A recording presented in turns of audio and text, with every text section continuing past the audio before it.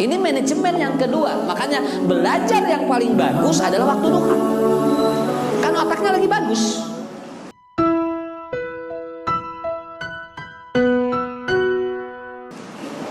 Berdasarkan menurut pakar pendidikan, orang yang belajar pada maghrib dan pada duha itu lebih bagus. Ya, itu lebih bagus Pak ke otaknya. Naon margina, makanya kenapa sekarang banyak terjadi brain atrophy, kekerasan di otak anak. Kenapa? Karena anak terlalu berat belajar. Ayeuna teh loba barudak teh cara teuing. Diajar jam 7 balik jam 4. Kabayang Bu otakna. Wah, ini tidak menjamin. Makanya semakin banyak anak yang nakal, bukan semakin anak yang soleh. Naon sababna? Ari sakola para ranjangan, budak para raong, naon capek teuing otakna. Capek teuing otakna ieu teh. Makanya lagi diusulkan oleh para pakar pendidikan, mengusulkan ke Menteri Pendidikan. Kalau ini di ACC ini bagus, mengusulkan dalam 1 minggu belajar 3 hari dan dalam 1 hari cukup 3 jam. Itu akan dikembalikan lagi ke format dulu itu. Coba kapungkur sekolah sampai jam sabaraha? Lohor Pak. Lohor istirahat setengah 10, nepikeun ka jam 10. Budak tinggal Bu. Apa yang harus dilakukan pada waktu dia itu tidak sekolah? Engke budak boga kegiatan sorangan sakitu we. Ini barudak sampai ada yang pecah pembuluh darah anak kan? Ada anak yang pecah pembuluh darah, ya. Itu di Palangkaraya kalau tidak salah. Itu ada anak yang pecah pembuluh darah. Saya lupa lagi di Kalimantan atau di mana. Itu ternyata begitu dites anaknya itu, begitu diambil sampel darahnya ternyata anak itu kelebihan les.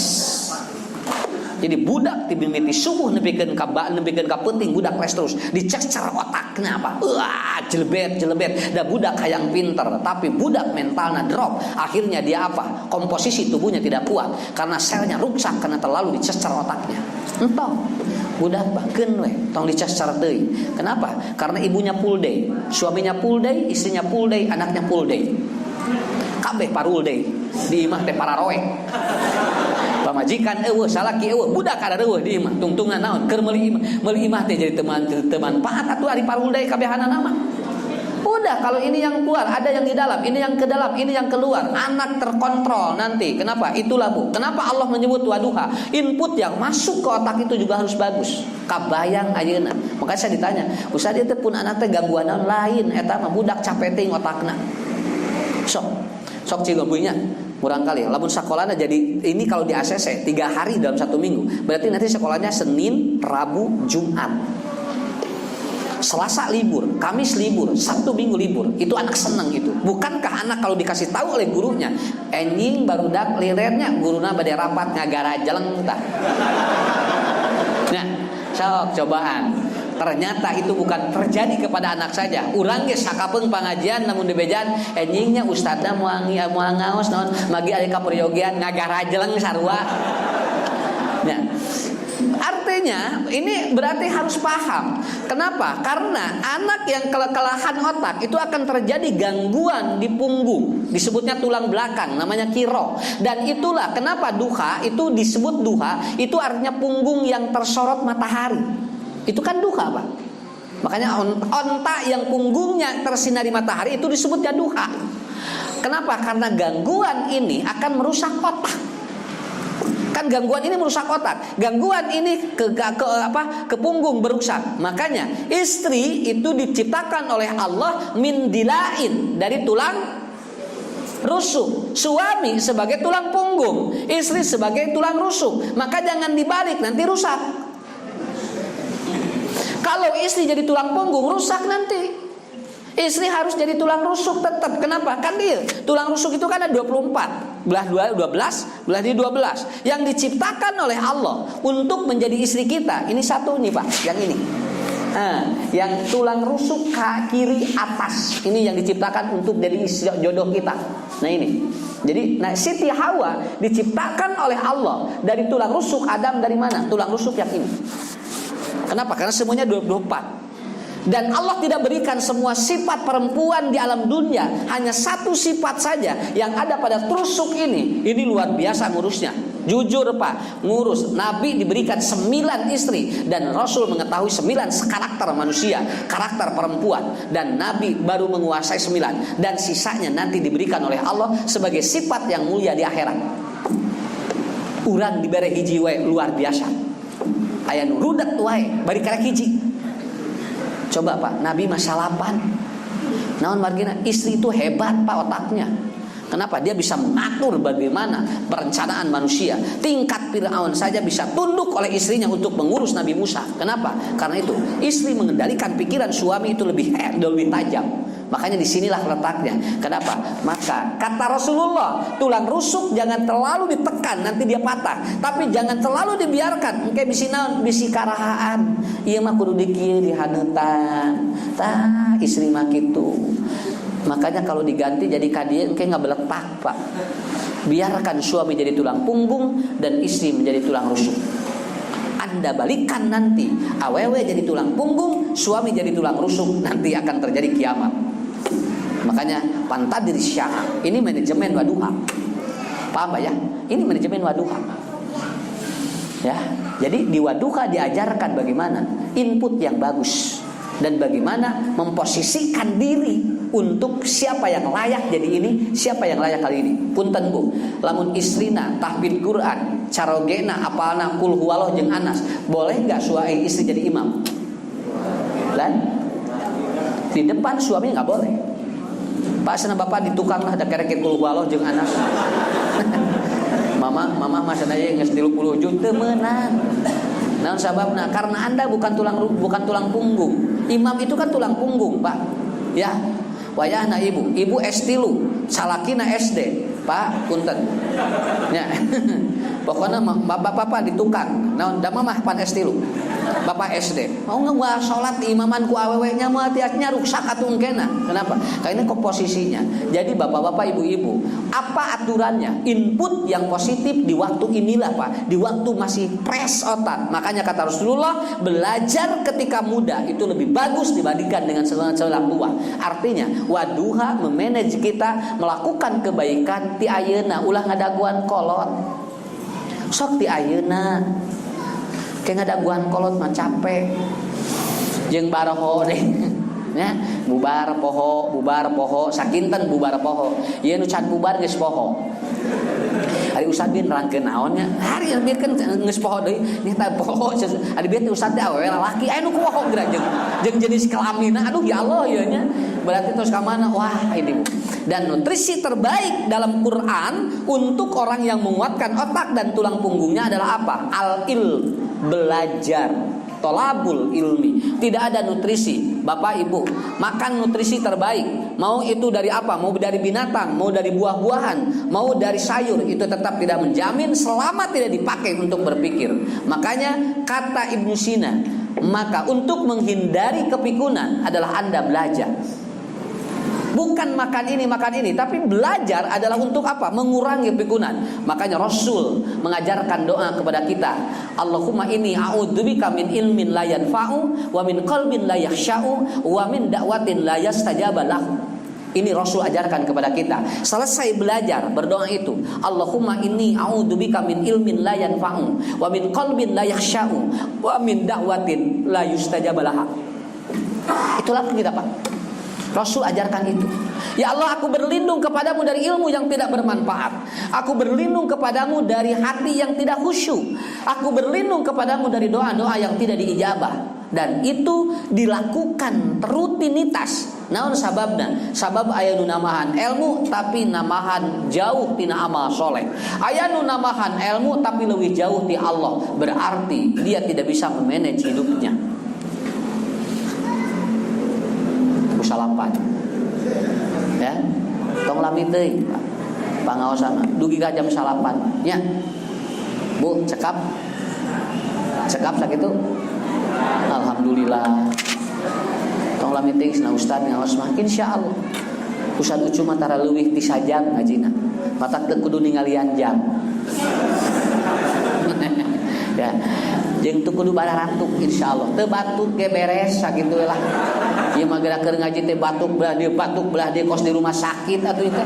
Ya, insyaallah teh batuk ge beres. Ya, kenapa? Jangan lebih dari 1 jam. Inilah yang disebut dengan wadduha. Apa ya? Ibu perhatikan waktu duha. Allah pun menggunakan kalimat ataupun sumpah wadduha wal laili idza saja ma wadda'aka rabbuka wa ma qala walal akhiratu khairul laka minal ula wala saufa yutika rabbuka fatardo alam yajidka yatiman fa'awa sampai terus diulang-ulang oleh Allah kalimat ini untuk menunjukkan, berikan input yang terbaik untuk memanage hidup kita lebih baik, karena kita akan menemui sebuah proses wasyamsi wadduhaha. Ya, mulai. Jadi kieu Bu, bayi, masa anak-anak, mulai wasyamsi ini mulai dewasa. Makanya bahasanya sudah hangat. Wasyamsi itu adalah matahari. Dia mulai hangat. Dia mulai memperbaiki dia, atau dia mulai. Ketika dinasihati kadang ditolak, kadang tidak. Kenapa? Karena dia mulai mengerti apa yang disampaikan. Keur kene mah asup kabehanana kana otakna. Tapi begitu dia dewasa tidak Bu. Kenapa? Anak punya apa? Punya penyaring. Apakah ini harus diturut atau tidak? Kenapa? Wasyamsi waduhaha. Artinya bagaimana kita memanage dalam satu hari. Ini durasi yang sangat panas dalam kehidupan kita. Allah menentukan seperti itu. Kapan wasyamsi waduhaha? Pada waktu sudah lepas duha, kita akan menjelang asar. Disinilah kata Rasulullah, pergulakan mati hidupnya seseorang menentukan kualitas hidup manusia. Itu di wasyamsi. Ada seorang istri di salah satu jurnal di Turki, seorang perempuan yang dia kena kanker payudara dan kanker rahim stadium 4. Kata medis 4 hari lagi meninggal dunia. Ini Pak informasinya, 4 hari lagi meninggal dunia. Kata medis, Bu, persiapan aja. Ibu siap-siap untuk mengalami sebuah proses kejadian dari Tuhan, katanya. Apa? Karena nanti dalam ukuran datanya, ibu itu meninggal 4 hari lagi. Hebat. Orang ini merubah. Ketika ada seorang medis mengatakan seperti itu, dia merubah 180 derajat konsep dan ada dalam pikirannya. Kata dia, saya tidak yakin bahwa mati dengan penyakit ini. Kenapa? Karena mati bukan oleh penyakit, tapi mati karena ajal. Itu artinya merubah mindset 180 derajat. Paham maksud saya? Kan tadi gitu, 4 hari lagi meninggal karena stadium 4. Tapi dia dirubah, kubang arobahna. Saya tidak yakin. Kenapa? Karena mati bukan karena penyakit, tapi mati karena ajal. Mulai dia mengatakan begini, saya akan baca Quran 1 hari 1 juz. Kalau saya sampai 4 juz, berarti betul prediksi dokter bahwa saya 4 juz berarti 4 hari. Lalu dia ngomong, saya akan baca per hari 4 juz. Si orang ini, si perempuan ini baca Quran 1 hari 1 juz. 1 hari 1 juz itu 1 jam Pak. Jadi kalau kita baca 1 hari 1 juz itu 1 jam. Itu juga kalau yang lancar bacanya. Anu balelo sigana bisa 2 jam setengah. Anu teu bisa maca nyemoal tamah. Ya. Akhirnya dia baca apa? Dia baca tidak nyandar bacanya, dan dia duduk tanpa alas, dia duduk langsung di lantai dengan satu posisi 1 juz. Yang saya baca satu posisinya itu adalah kalau dia lagi lamun nuju sila sajud, lamun nangunyar sajud. Dia baca dengan teknik seperti itu, 1 hari 1 juz, dan tidak berubah dalam 1 juz itu.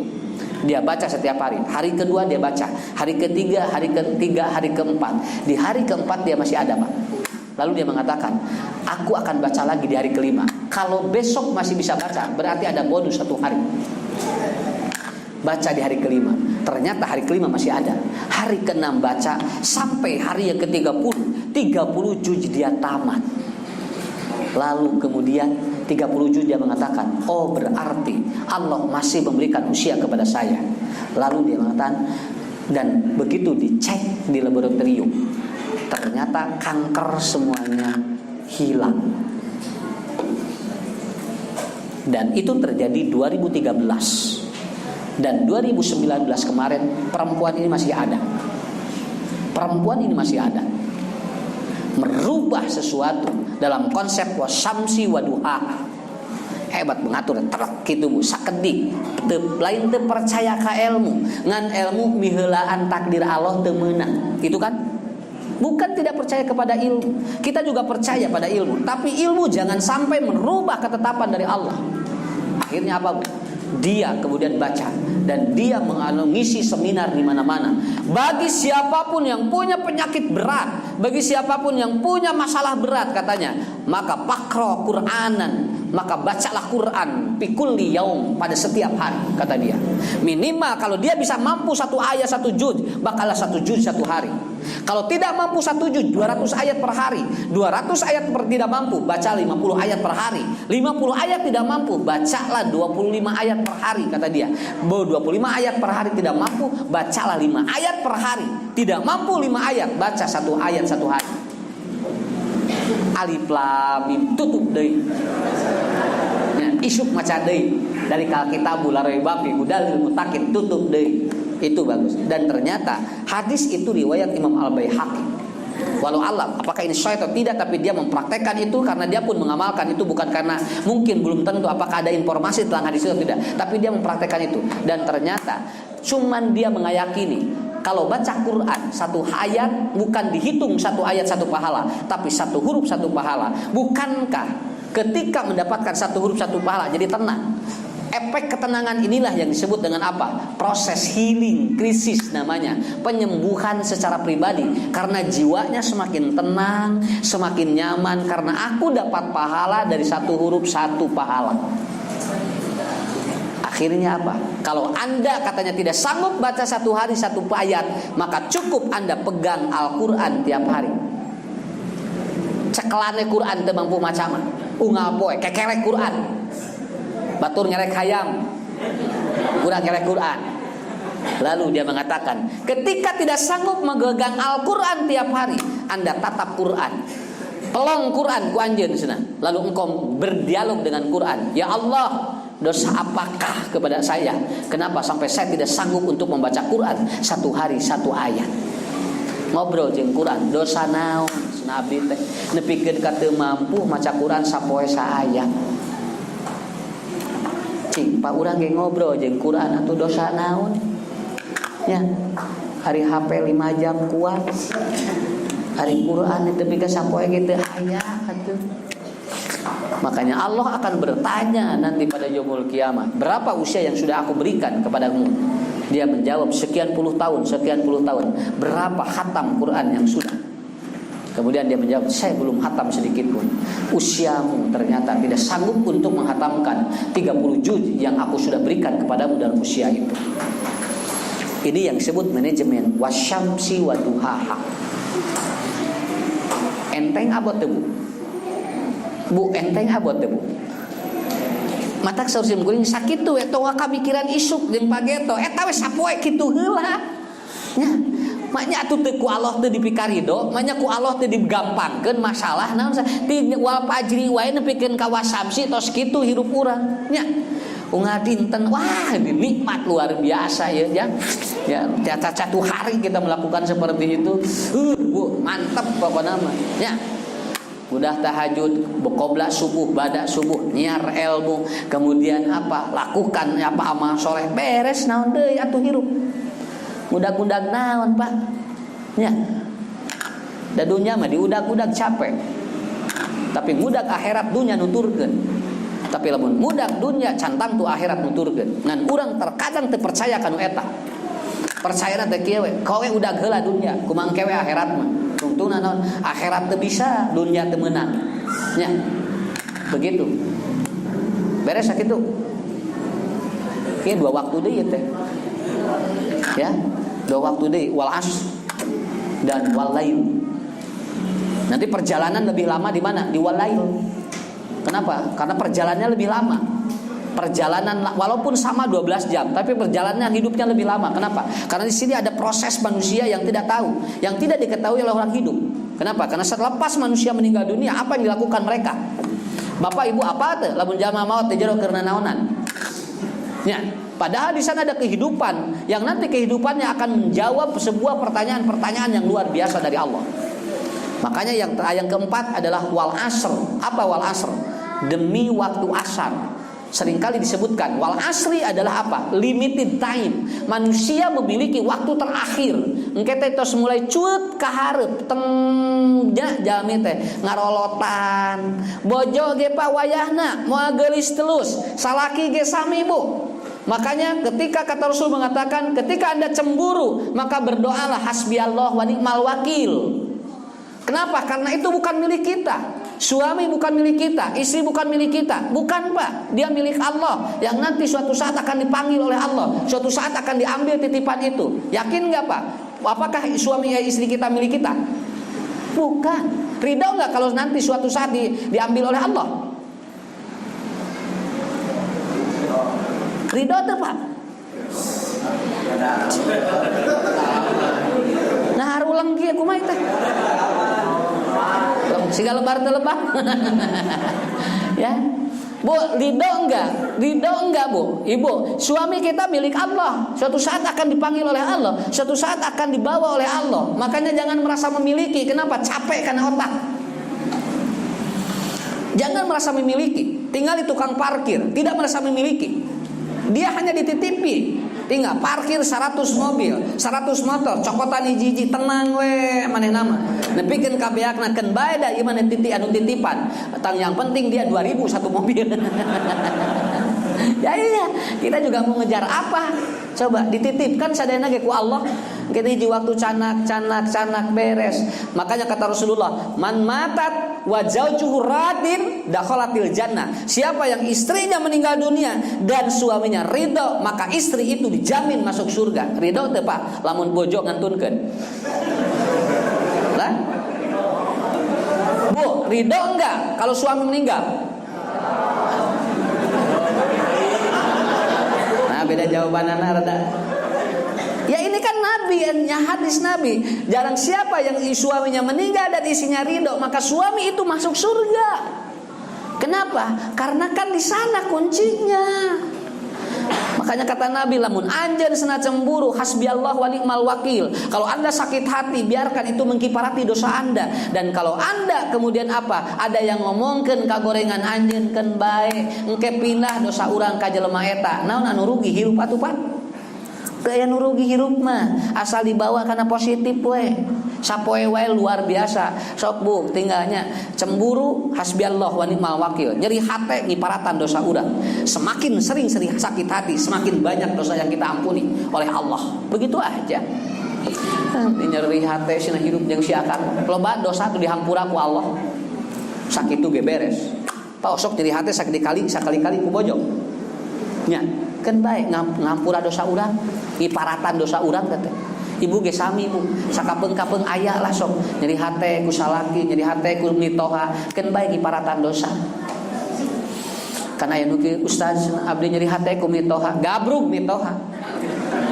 Nah, bilang digabruk, sok mitoha gabruk dan ucapkan terima kasih kepada mitoha Anda. Kenapa? Ma, alhamdulillahnya ku alatan emak sok nyeri hatekeun ka abdi alhamdulillah jadi apa kumaha nyeri hate. Tuh. Tadi mah teh apa nyeri hate teh kumaha, ayeuna teh aya mah teh jadi abdi teh apa nyeri hate teh kumaha. Lah kan begitu. Inilah salah satu nabi yang mengajarkan lamun aya nu ngahina nabi ge tara males sakitu. Ya.